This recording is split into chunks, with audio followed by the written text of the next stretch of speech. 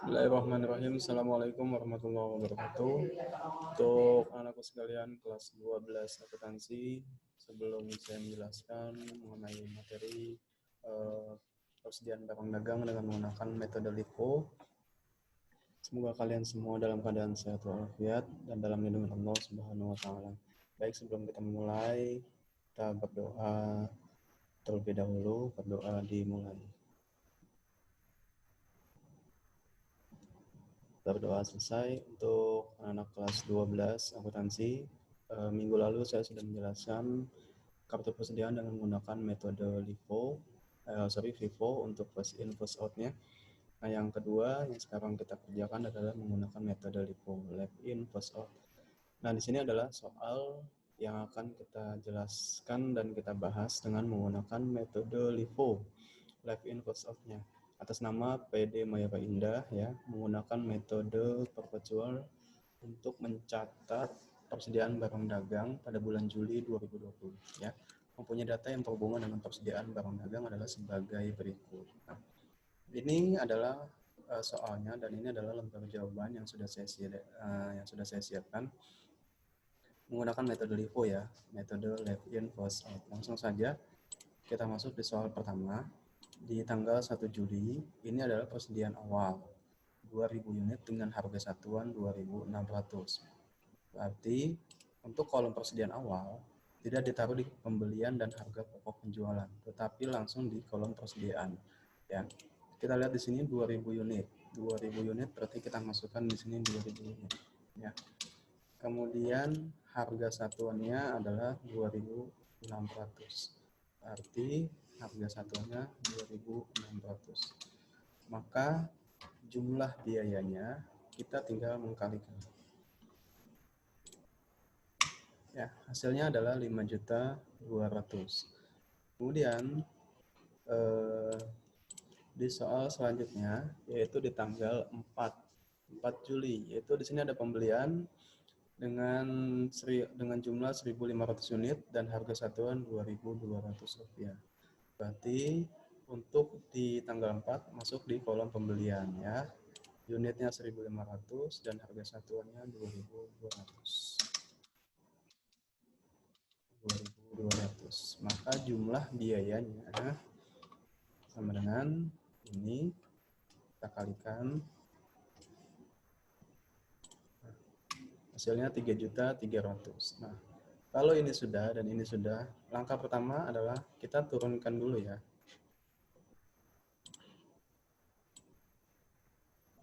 Ini kita matiin dulu rumusnya. Matikan. Oke, yang ini juga kita matikan rumusnya.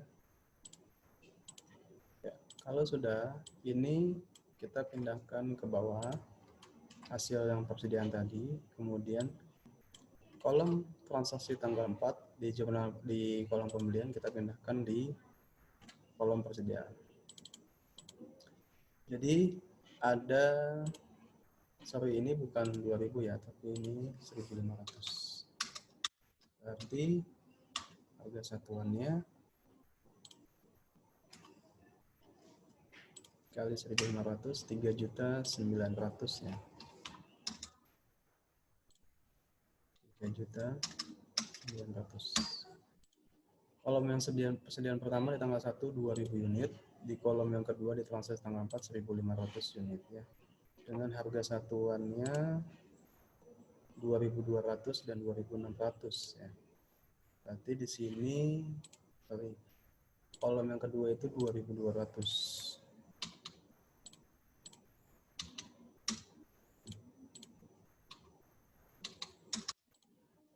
2.200, berarti di sini 2.200, 3.300.000. Ya, harga satuan yang pertama 2.600 dengan jumlah unit 2.000, kemudian harga satuan yang kedua 2.200 dengan jumlah unit 1.500.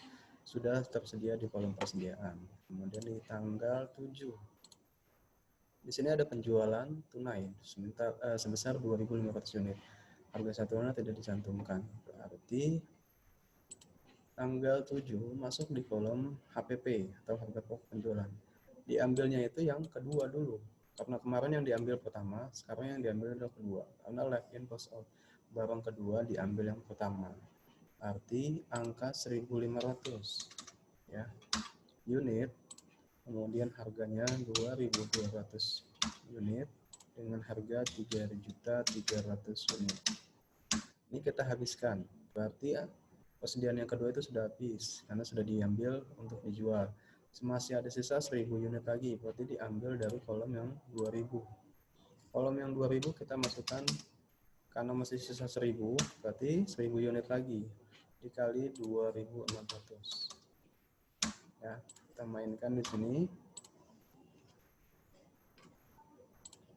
Ya, 2.600.000. Berarti untuk persediaan yang masih ada berarti 2.000 dikurang 1.000 yaitu 1.000 unit, kemudian dikali 2.600. Jumlah harganya adalah 2.600.000. Ini adalah kolom sisa persediaan ya. Kolom yang ini sudah habis ya, tidak usah dicatat lagi, masih ada sisa 1.000 yaitu harga satunya 2.600 dengan jumlahnya 2.600.000. Kemudian di tanggal 13 ada pembelian 2.000 unit dengan harga satuan 2.400. Berarti di sini masuk kolom pembelian dengan harga satuan 2.400. Nah, kita cek kembali ya, 2.400. Arti totalnya kita kalikan 4.800.000 rupiah. Nah, kalau sudah, kolom yang persediaan sisa di tanggal 7 kita turunkan. Ya, kita turunkan. Nah, kolom transaksi tanggal 13 di pembelian kita gabungkan di kolom persediaan. Ya. Kemudian di transaksi tanggal 19 ada penjualan 2.500 unit ya. Dia minta 2.500 unit. Arti kita habiskan kolom yang kedua karena ini menggunakan metode LIFO. Berarti yang 2.000 kita turunin 2.400 dengan harga 4.800. Kolom yang ini sudah habis ya, tidak usah digunakan lagi. Karena kolom ini sudah habis dan dipakai, berarti dia mintanya 2.500, sisa 500 unit lagi. Berarti 500 unitnya diambil dari kolom sisa persediaan 1.000 dengan harga 2.600. Ya, berarti sisanya hasilnya adalah 1.300.000. Nah, permintaan 2.500 sudah selesai. Masih ada sisa dari 1.000 unit dikurang 500 unit, berarti sisanya adalah 500 unit dengan kolom persediaan dengan harga satuan 2.600 dengan totalnya 1.300.000. Kemudian next di tanggal 22 ada pembelian 2.000 unit dengan harga satuan 2.000 unit. Berarti masuk di kolom pembelian di tanggal 22. Kemudian harga satuannya 2.000 unit. Berarti sama dengan berapa hasilnya? Kita mainkan dengan rumus ya, 4 juta rupiah. Kalau sudah ya, kalau menggunakan Excel jangan lupa rumusnya dimatikan biar tidak muncul rumusnya kembali. Seperti biasa, sisa persediaan di tanggal sebelumnya kita turunkan. Nah, untuk transaksi tanggal 22 masuk di pembelian, kita masuk di kolom persediaan. Oke ya, tanggal 22 sudah selesai, kemudian di tanggal 26. Di tanggal 26 ada penjualan, dia minta 1.250 unit. Berarti minta 1.250 unit. Ambil kolom yang kedua ya. Berarti kalau dia minta 1.250 karena kolom kedua ada 2.000, cukup yang diambil adalah 2.000 unitnya saja. Yang 500 tidak usah. Langsung saja sini 1.250 unit ya. Dengan harga satuan 2.000. Kita mainkan perkaliannya jadi harga yang satuan 2.000 dengan total 2.500.000. Nah, kolom yang 500 ini kita turunkan. Kolom yang pertama kita turunkan. Ya. Nah, sementara kolom yang kedua, karena tadi sudah diambil 1.250 unit, berarti kita kurang. Berapa hasilnya setelah dikurang 1.250 unit? 750 unit. Berarti permintaannya, sisa stoknya adalah 750 unit. Harga satuan Rp2.000. Ya. Berarti sisa kartu persediaannya dengan jumlah 1.500.000 rupiah. Next di tanggal 30 di sini ada pembelian dengan quantity 2.500 unit. Harga satuannya adalah Rp1.500. Berarti dia minta 2.500 ya. Kemudian harga satuannya adalah 1.500. Kita cek kembali 2.500 dan 1.500 ya. Berarti berapa biayanya? Ini tinggal kita kalikan. Oke, kalau sudah,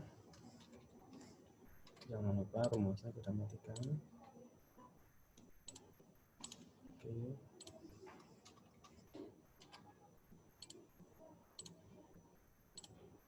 Nah, kalau sudah kolom persediaannya kita gabungkan di sini ya. Karena tadi sudah diambil 1.250 unit, arti di sini ada 3 persediaan.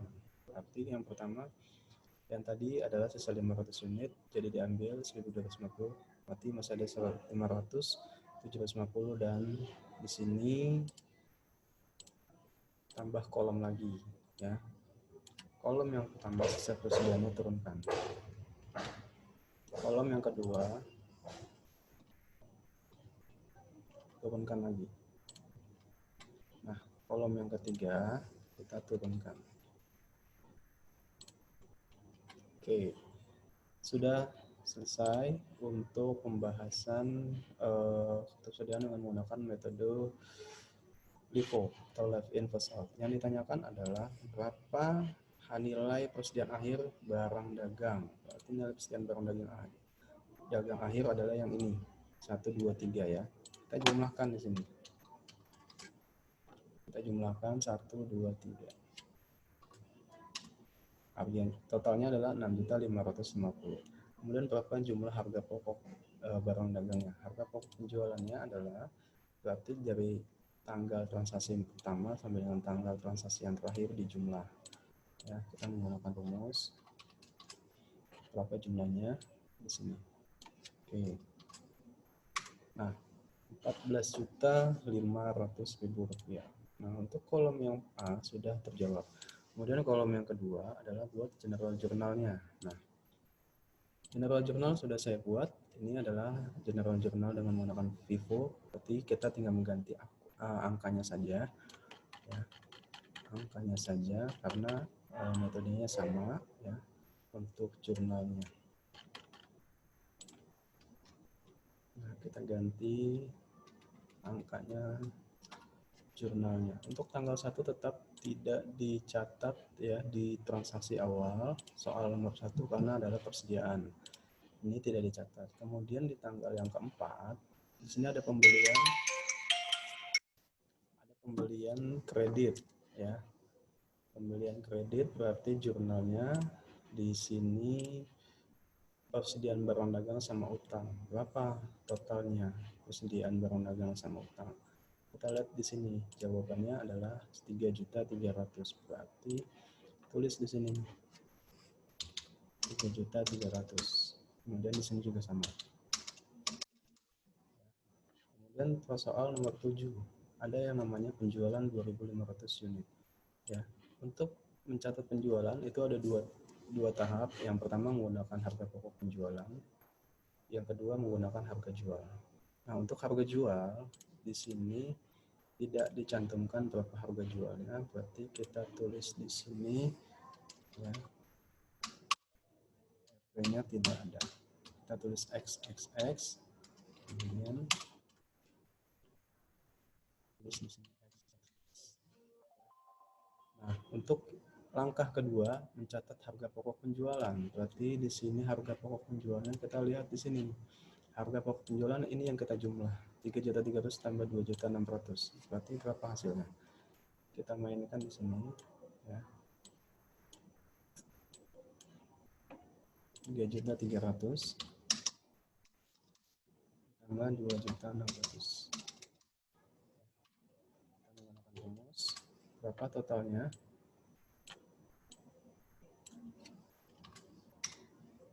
5.900.000. Berarti kita tinggal tulis di sini 5.900.000.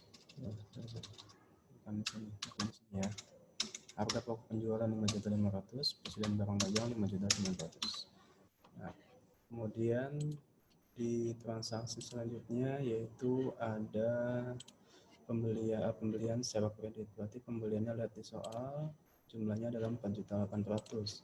Pembelian secara kredit, pembelian secara tunai, pembelian secara tunai berarti jumlahnya 4,8, maka jumlah persediaan barang dagang pada kas sama 4.800.000. Nah, kemudian di tanggal 19 minta 2.500 unit. Seperti biasa harga jual tidak dicantumkan, maka sama dengan yang ini ya.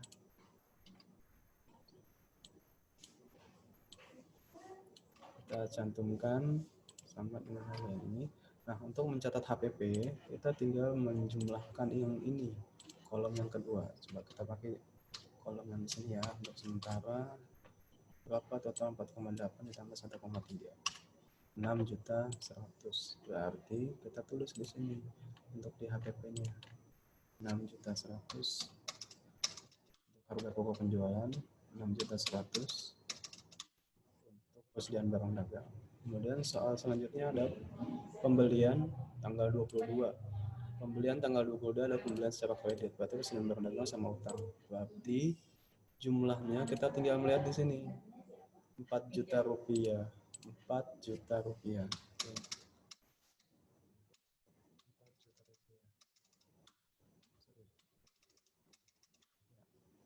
Nah, kemudian di soal selanjutnya ada penjualan tunai. Penjualan tunai 1.250 unit. Seperti biasa harga jual tidak dicantumkan. Berarti kita tinggal tulis di sini XXX ya. Nah, kemudian untuk mencatat harga pokok penjualan kita tinggal melihat di soalnya.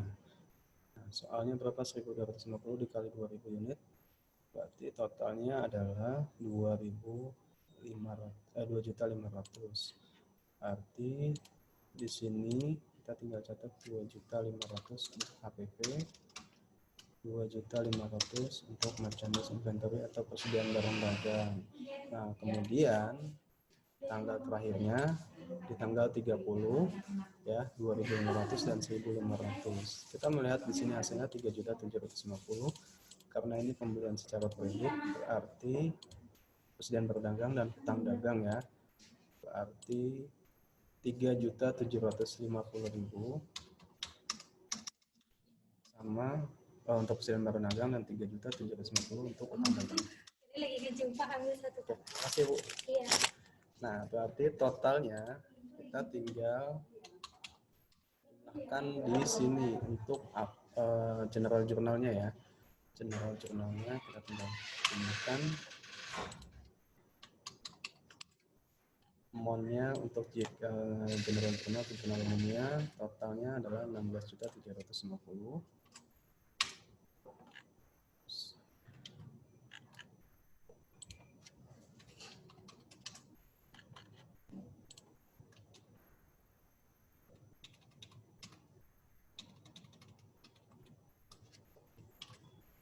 Ya. Oh, yang kelebihan berarti di sini. 3.300.000, 5.900.000, 4 juta, 4 juta, 4 juta.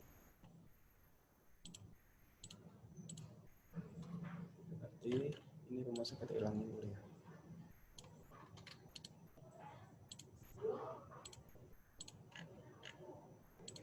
Oke. Sudah.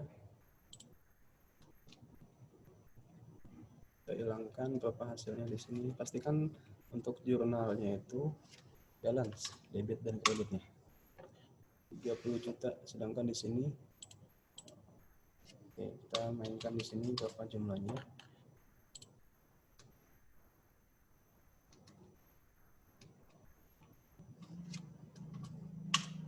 Rp30.350 ya, dan untuk debit dan untuk kreditnya Rp30.350.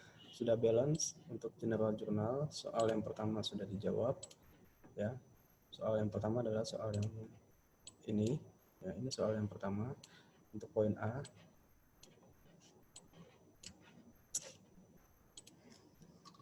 Untuk poin A, oke, saya beri warna hijau. Kemudian untuk soal yang kedua adalah general jurnalnya sudah dijawab. Oke. Nah, setelah pembahasan kartu persediaan dengan menggunakan LIFO ya, jika nanti kalian ada yang bertanya silakan bisa menggunakan WhatsApp atau telepon. Itu aja yang dapat saya sampaikan. Terima kasih. Untuk pertemuan selanjutnya akan saya informasikan mengenai materi selanjutnya. Assalamualaikum warahmatullahi wabarakatuh.